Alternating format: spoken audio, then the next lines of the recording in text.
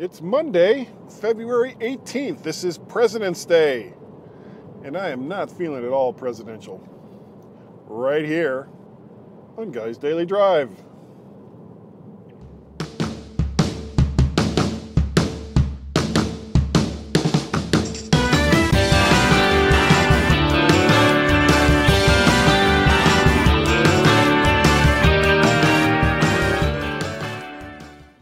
And good afternoon.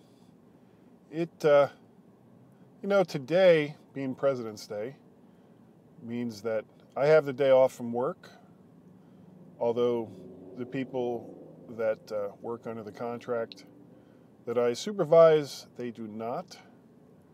So I just left our building after delivering some pizza to them. It's kind of what I do. I feel that, me having the day off and them not having the day off kind of means to me that I should do something for them. Something that lets them know that I appreciate the fact that they're there. I will take the time out of my day and the money out of my pocket and get them, it's not like it's filet mignon or, pâté de foie or anything along those lines. It's just pizza. But, I do take the time out of my day to do so. Now, I didn't do a podcast the week prior to this weekend because I was sick. And I don't remember if I addressed that in the last Guy's Daily Drive, which was just 3 days ago.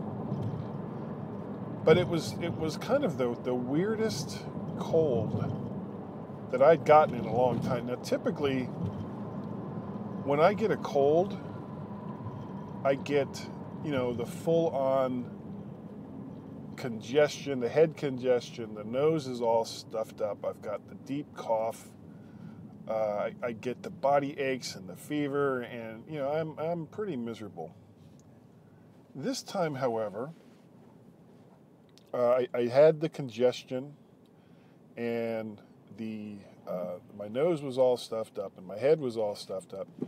Didn't have the body aches, and as far as I could tell, I didn't have a fever either. So, about the worst I could say that I was getting was just a feeling of malaise. I just didn't feel well, kind of thing. And as best as I could tell, it was highly, highly contagious because there was someone at work who'd had pretty much the same thing just a few days before. And, it's not like we had a lot of, skin-to-skin contact, but somehow or another, either he or someone else that had something similar infected me, because I got it too. And now my wife is going through this. And I have stayed away from everyone. I'm doing what I can to make sure that other people aren't getting infected. So I had a couple days off from work. I actually had more time off from work last week than I've had vacation in a while. I took Monday off because I wasn't feeling well. I was only there for half a day on Tuesday, and I took Wednesday off. And even though I didn't feel great, I was there all day Thursday and all day Friday. And I'm in this weird bubble, and it's not a bad thing to have, where I have actually too much leave time. And I'm not going to complain because it seems like a ridiculous thing to complain about. I was under a use or lose kind of thing where I couldn't accrue any more sick time, any more vacation time. And I'm getting close to that with vacation, but I was already over that with sick. So last week and a day off I had the week before then, and this Wednesday when I'm going to go see the dentist, will get me well under my use or lose threshold for sick leave, which is a good thing. And then in March, as I was saying in the last Guy's Daily Drive, I'll be taking, I think it's going to end up being 48 hours, or maybe 56 hours. It depends on how I work it out, because I'll definitely be off that entire week, and then definitely a Monday after, as you know, we're heading back home driving, and then possibly that Friday before. Going to see how things work out, but yeah, that would work out really, really well, because if we left on Friday, that would give Tracy the chance to go to the Family Genealogy Center there in Dunn, North Carolina, because it's closed on Sundays, and we would be there by Friday. So I'll talk to her and see if that's a better mix. And she's also talking about going to see a cousin that she has in the Florida Panhandle. And that was kind of a lock. She was actually going to come see us until she found out that her daughter was going to require knee surgery, which was going to make it, you have a family member who's getting ready to have surgery. You're not going to go traipsing off 3 to 5 hours away to visit some other family member who's you've never even met. So what we may do, instead of going to St. Augustine, we may go to the Panhandle of Florida so that Tracy can see this cousin, and then who knows, we'll figure out the rest of it from there. But it's going to be so much fun. I'm really, really looking forward to the trip. Logistics nightmare aside of what it's turned out to be so far. So the one of the other things is I have to start making some other decisions about the MacStock Expo, which is coming up in July of 2019. I think it's the last weekend of July. I'd have to look at the schedule. I mean, basically, if you go to MacStockConferenceandExpo.com or MacStockExpo.com, MacStock2019.com, Mike Potter has a ton of different URLs that are all related to the MacStock Expo. But when I went last year, I took this big, complicated setup that was, 4 microphones and a 4-thing user interface, my Behringer 404 HD, and I had stands, desktop stands for each one of the microphones, and it was this big, long, involved thing that I had, and I never talked to more than 1 or 2 people at any time when I was doing this. And I started to think about it, and it's like, why am I taking 4 microphones and setting up 4 microphones and all the rest of that when I usually didn't have any more than 1 or 2 other people?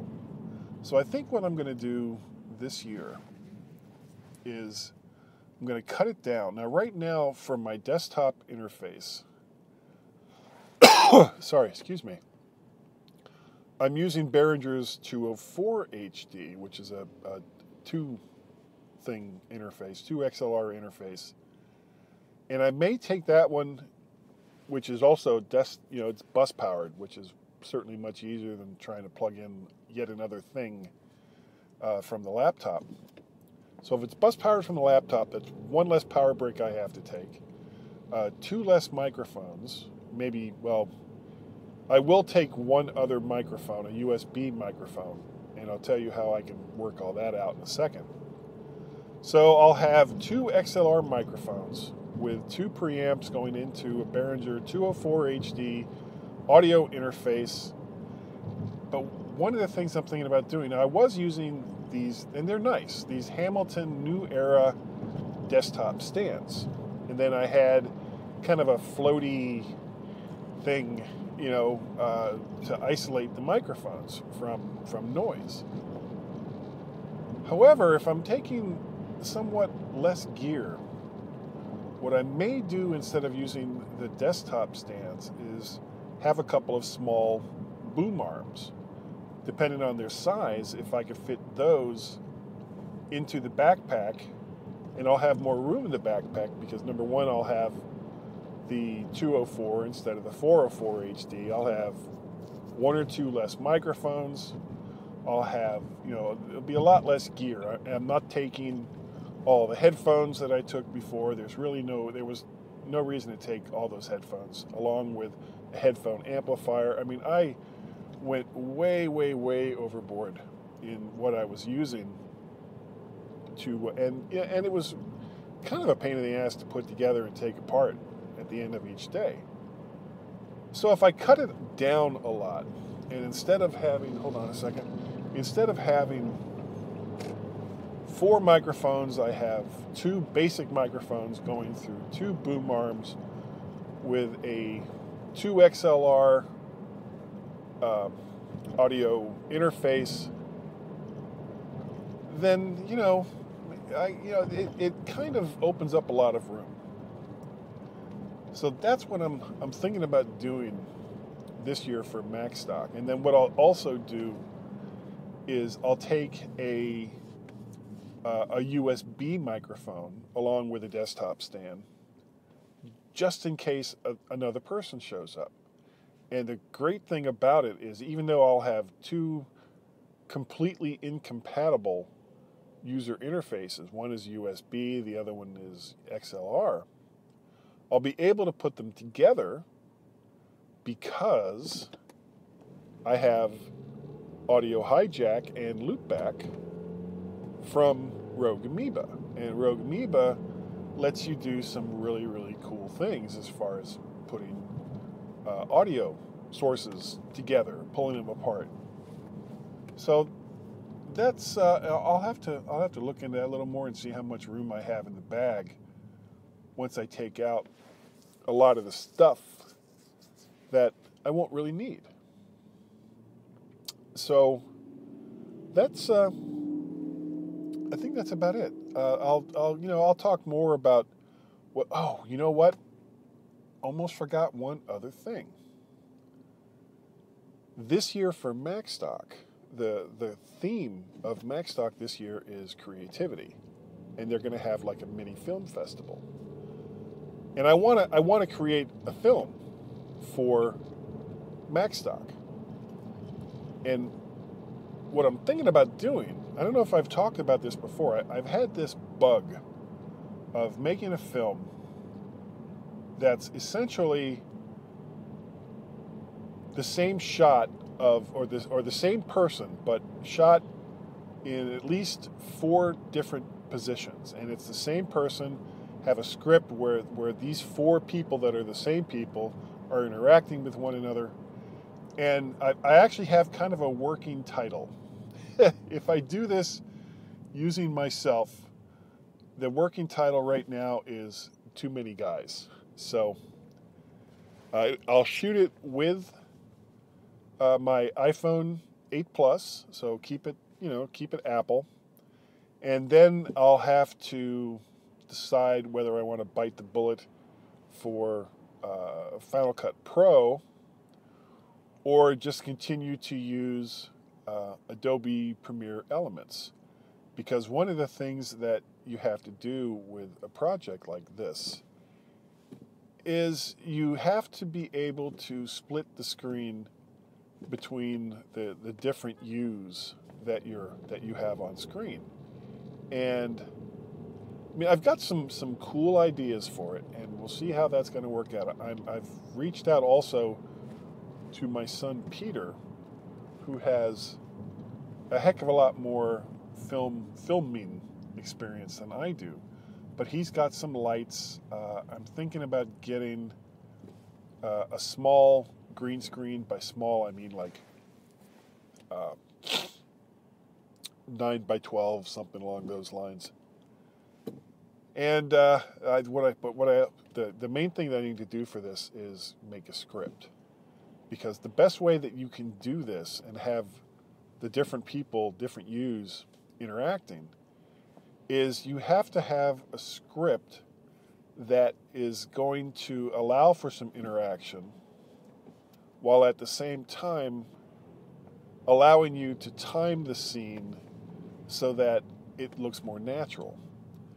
And if you want to see something kind of like what I'm thinking of, there was a movie Michael Keaton made, and I'm kind of drawing a blank on what the name of it was, but he basically cloned himself like 5 times, and each clone had like a different personality.